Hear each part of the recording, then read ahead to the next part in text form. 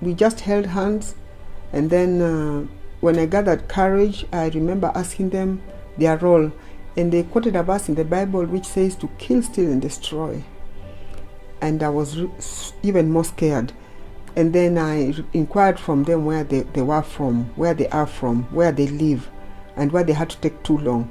And then they told me that the reason why they took too long after being enticed by the witch doctor is because they were coming from various oceans. They live in the oceans. So they mentioned Indian Ocean, Pacific Ocean, Atlantic Ocean, I think there's Arctic Ocean, and is it Archaic? I don't remember, but there were 5 oceans. I cannot remember Indian, Pacific, Atlantic, and Archaic Ocean. Arctic or Archaic, I don't remember too well because I lost my memory. So they told me that when they were being enticed, they had to come from there, come and drink the blood from the pots, and then go to various countries. Then they told us that, you see, human beings, when you want to go to the US or the UK, you take like more than 10 hours. Like India, for instance, it takes 7 hours by flight. So they say they only take 5 minutes to fly to any country that they've been assigned to after taking the sacrifices or the blood. And then they go and they enter into that person, and then they bring that person home. That is why you see somebody disappears abroad for 10 years and then comes back home after 10 years. They told me that they've been assigned to do that, so they do that on a regular basis. So then they requested they wanted to talk to my late father. And I said the Bible tells us there's no connection between the living and the dead.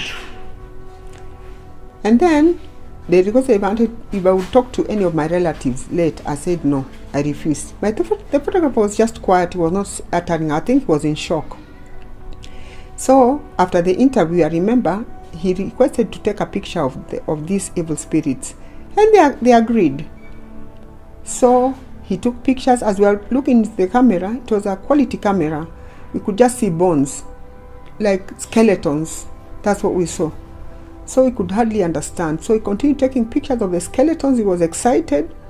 And then by the time the evil spirits were done now, I inquired from them a lot of things, their role and stuff like that.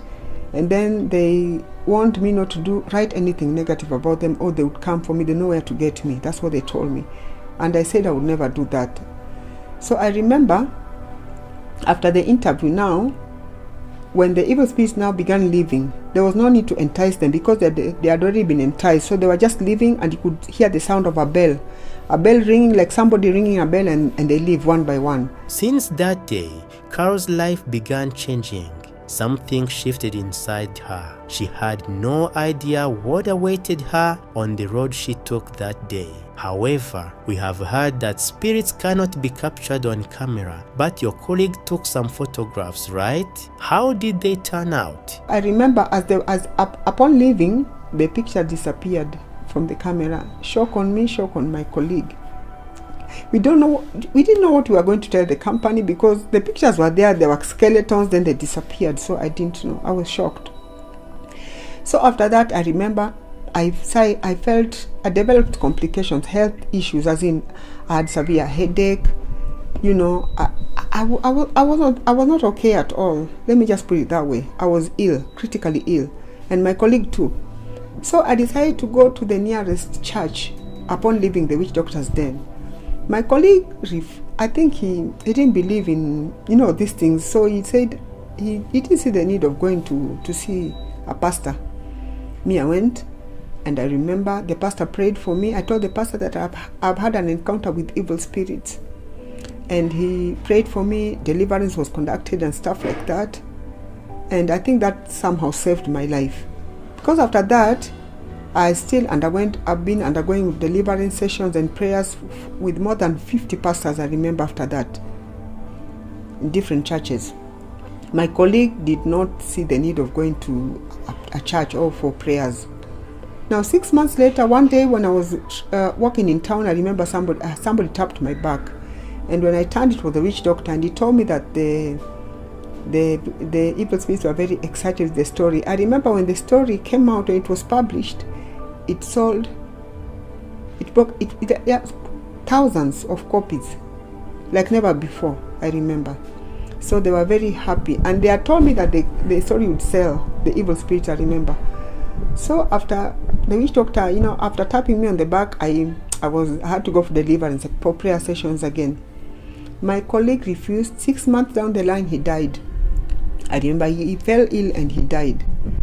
So I think I'm alive by the grace of God.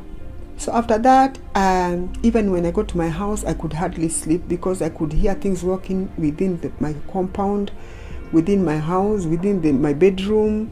I was just not okay. Things were just walking, funny sounds, I don't understand. I used to go for prayers, but still, things were not working so well for me, I remember. So this went on until at some point, I decided, after the prayer sessions, that my condition, got better. Also, just one of my colleagues wanted a rich man. So the fact that I had an encounter with the evil spirit, she requested that I could take her to a witch doctor's den, which I agreed. I obliged. I went with her, but this time it was a different den. So we went there, but the evil spirit had already connected myself to the evil spirits, remember. So when I went for my second encounter, when I took a friend of mine, the evil spirit said that they know me too well. I've had an encounter with them, because I think they speak amongst themselves. When you visit them, they know. They said that when others leave, others come. So I think they interacted. So when I took this friend of mine, the procedure was the same, enticing them, and then he was able to get this rich man. He was given some concoction to put in his food and drink. And they were able to date for some time, but I don't know, she just disappeared. I didn't know where she went. We lost touch. Carol was not only popular in the living world, but she also gained popularity in the world of the dead. I was assigned also to interview, I remember, morticians in one of the major hospitals.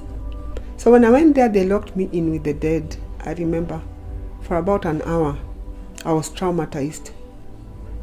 And I remember I wanted to find out the procedures involved in treating the dead. And there were like 5 steps, like formalin, embalming the body, and beautification, and, a lot of things. There are procedures involved. So I went there for about an hour.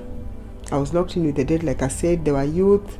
At the time, there was a man, a boy and a girl who were involved in a road accident. They had passed on, so they are using their bodies to show me how treatment is done on dead bodies. So I remember they locked me in there, and I was traumatized.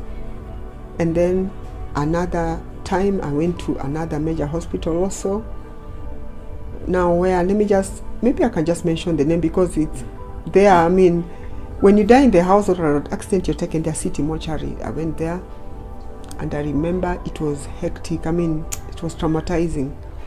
I was told to walk until the very end, and with the people lying there, some have been electrocuted. Hey, it's hectic. It's traumatizing.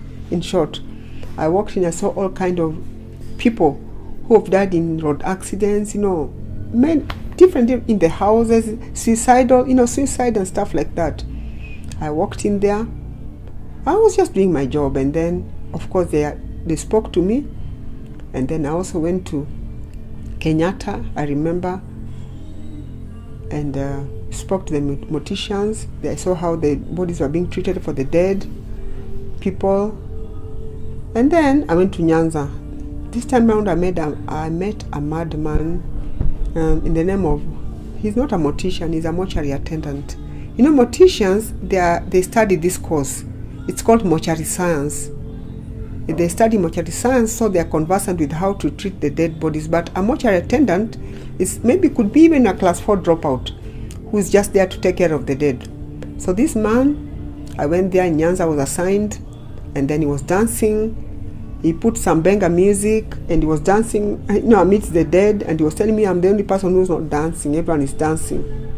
So I remember at some point, he told me that there was a lady who refused to have an affair with him, and at some point this lady had an accident and passed on, but she was brought in when the body was still hot.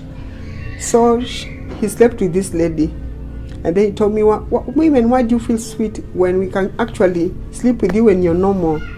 And then I felt that I was dealing with a psycho at the time. I didn't say much. Then he told me that he went to his shelf, and something like a shelf, and he told me, tell me the kind of medication you'd like me to use on your body when you die. Then I told him, let me go and get some airtime, then I'll come back. Then I just disappeared because I was dealing with a madman. Life has been uniquely cruel to Carol, so much so that even she finds herself trying to connect the dots. What went so wrong and where? Did you have other ventures for income, or were completely reliable in panoramic interviews? I remember I had a tailoring shop, I had a bar and restaurant. I used to, what can I say? Is it chicken? I don't know. I had so many chicken and, poultry and stuff like that. And then I used to do concerts in a club. Whenever I did a concert, I would end up getting half a million per night. So I did 2 concerts in a month. So that's 1 million. So even if I was not paid on time, at least I had some money with me. I had 2 vehicles. I said 2 vehicles and a bus. And I used to host musicians, especially the low musicians, in different clubs, and I would get a profit of half a million per night. So I used to do 2 concerts in a month.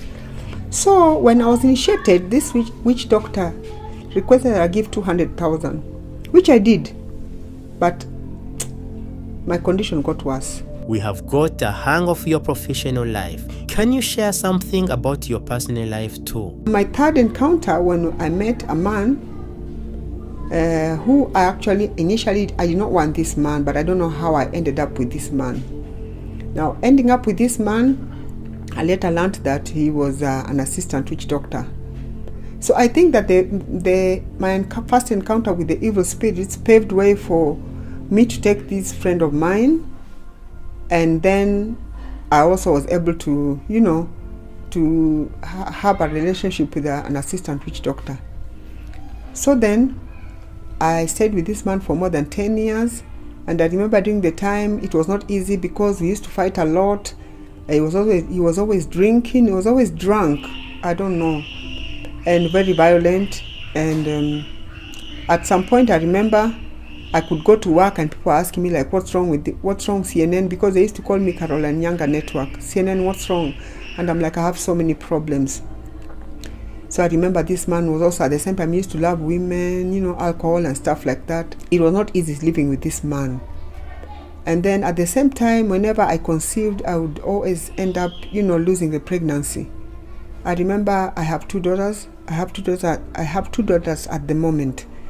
But prior to my daughter who just finished Form 4, I lost 4. I used to conceive and lose. So those are 4 kids that I lost. So when my first deliverance was being conducted, I remember by man of God, the spiritual husband in me spoke and said that we have 4 children with him in the spiritual realm, in the spiritual world. I didn't quite understand.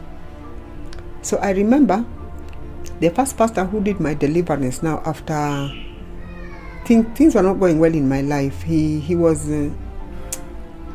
could not do it well because he was overwhelmed by the evil spirits.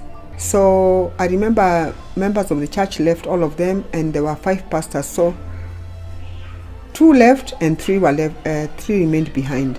So during my deliverance session, the spiritual husband in me, he called himself Amos. He overpowered the 3 pastors, and they were all down. They were all brought down, and he beat the leg of the pastor who was doing my deliverance. And it was a very serious, it was very shocking. But that was then at the time. So this went on. And this man, I lived with him, he never told me that he was an assistant witch doctor. Until now, my problems, I lost my businesses, my money, my health was deteriorating. And that's when he revealed after some time that he was an assistant witch doctor. This he told me after I went for an interview in one of the media houses, my testimony. And then he insisted that he wanted his testimony to be done also. That's when he revealed that he was an assistant witch doctor, and that's how I learned about it, and I was in shock. After finding out the reality of her husband, Carol might have felt like her whole life was a lie. Before revealing to me that he was an assistant witch doctor, he brought a fellow witch doctor into our house. I remember. He used to sleep in my daughter's bedroom, and he used to entice the evil spirits there. So he was in cahoots with my husband, but I did not know. So they enticed the evil spirits, and they spoke to me, and of course they knew me because I had already had I was already in touch with them. If you are thinking this is worst could have happened to Carol, wait to find out the heights of worst that happened to her later. At the time I had money, like I said, 200,000, which I did, and that my life would be better, my health would be better, and I would get more money. So this man, I gave this money to him, and then he made a concoction and gave me to drink. This concoction I later learned was made of dead bodies, and bones of dead people, the flesh of dead people, and what else? And the soil, where the cemetery, where they are buried. So he was blending and giving us to drink. The people who we drank with this concoction passed on, but I managed to survive. And then I was also requested to use this concoction to take bath, which I did. I took bath, and then the instruction was to take bath and then come in front of the mirror naked the way you're born, which I did because I was following instructions, remember. So I came, and then I told the evil spirit that here I am, do as you desire. So I think they were connecting, the evil spirits were connecting themselves, with me unknowingly. I didn't know what I was doing at the time. I lost my memory. Then I was given a blank paper to put under my pillow. And then in the morning when I woke up, because I locked my room, there were writings on this blank paper with blood. It was written in blood, but now human beings write from left to right. Evil spirits write right to left, but I don't know how to explain it. We write from left to right? They write from the other way around, right to left. It's just strange writings. It's written in blood. That is what I saw. It shocked me, and you know what really shocked me is that evil spirits know us more than even we can imagine. Because they told me everything that was troubling me, things that I had not told anybody. They wrote it in that piece of paper. So after that, the witch doctor requested that I buy chicken. And then I did. And then he brought out a syringe and took the blood from the chicken and injected me with it. And took mine and injected the chicken. So I think one person even made a joke and said that I had a blood transfusion with chicken. Which is okay. I didn't know what I was getting myself into at the time. But I think after that, my condition got worse. I kept losing. My health was deteriorating. I lost the money. I was losing money. I didn't know what was happening to me. I could hardly sleep. With witch doctor who came to our house, who was brought by my husband. One day I inquired. He used to go out and come back. So at some point I insisted. I wanted to know where they were going to. Then he told me that he goes to sleep in the cemetery in the night. My husband used to escort him at 6 p.m. and then he comes back in the morning. So he told me that he goes to one of the major cemeteries within Nairobi, sleeps there, and then he does his stuff for different categories of people until morning. As in, they start from around midnight until 4 a.m. So when I inquired who these people were, then he gave me 5 categories. He told me that there were pastors, politicians, prominent businessmen and women, the youth, and musicians. Those categories. I'm not saying that all of them do that, but there are majority of them do it. There are few of them who don't do it. I'm not here to judge anybody, but I'm just stating what the witch doctor told me. So he said that they go and sleep in between the graveyards, and then he does the enticing and treatment. So when I inquired, he refused to tell me what it entails. So So then it was okay. After that, after hearing that, I was shocked. But then I decided to just keep quiet. When I heard this anecdote, it left me speechless. The same might have happened to you, the husband who lied to her all these years. Do you know what he did after a decade of being together and after ruining Carol's life? I remember he just decided to walk out, and then he came back. He went to a neighboring country, came back, and then said that he decided to give his life to Christ.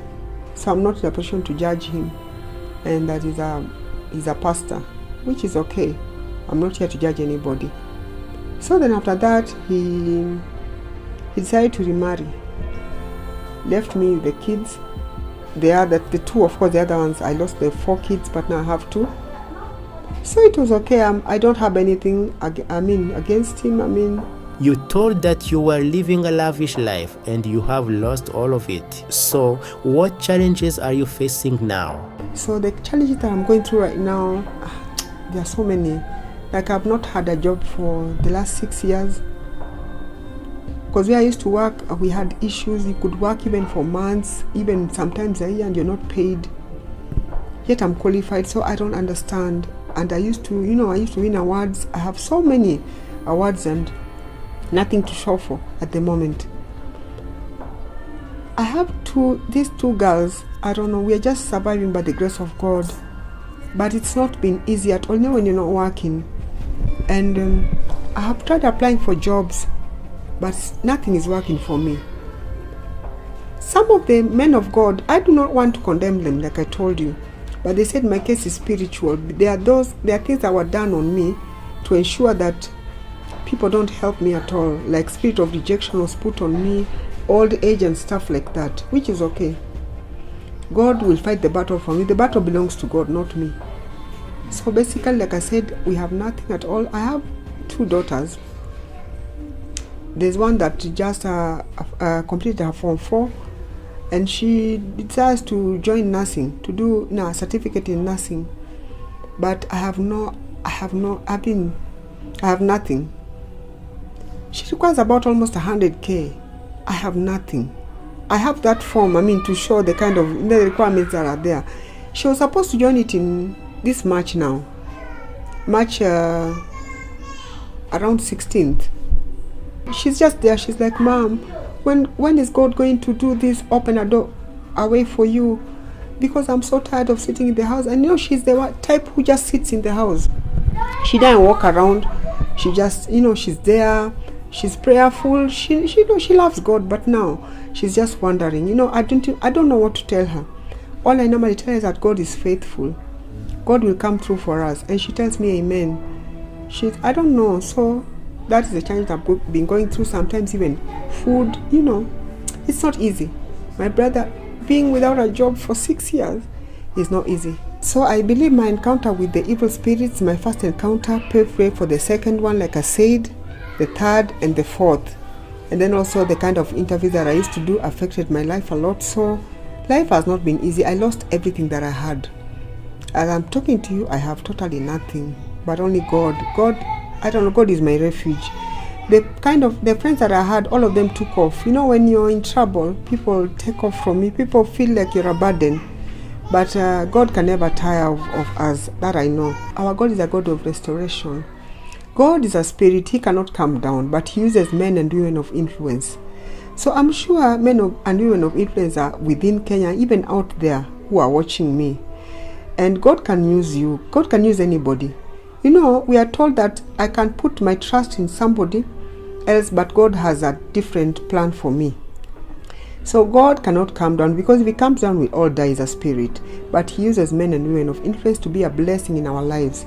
So I believe that God will use somebody at some point, wherever that person is. I do not know if you're watching me or if you're not watching me, but God knows me, because he tells us that even before I was formed in my mother's womb, he already knows me, and He has good plans for me in the book of Jeremiah 29 verse 11. This firm belief in God is keeping Carol sane. Hope is a thing with features, and Carol's hope is tied to His presence. People who are visiting witch gods for work or for some belief, would you like to give them some piece of advice? Most of them have not stood firm with God, majority. I'm not saying all of them. And then I've also had Gen Zs calling me that they want to contact witch doctors. Gen Z, my advice is very simple. You're getting yourself in trouble because the witch doctors, they are ungodly. Let me be very honest with you. The devil came to kill, steal, and destroy. So they'll give you that money, but you have to pay for it. Probably through your child, through your parents, or brothers and sisters. So you have to be very careful. Don't rush, into making a decision, just because you want money. Money is not everything. Without God, you'll get this money, but it will not last, and it will also affect your life. So the best thing, seek God above all, because we know that silver and gold belongs to God. The earth and everything in it, the world and all who live in it belong to God.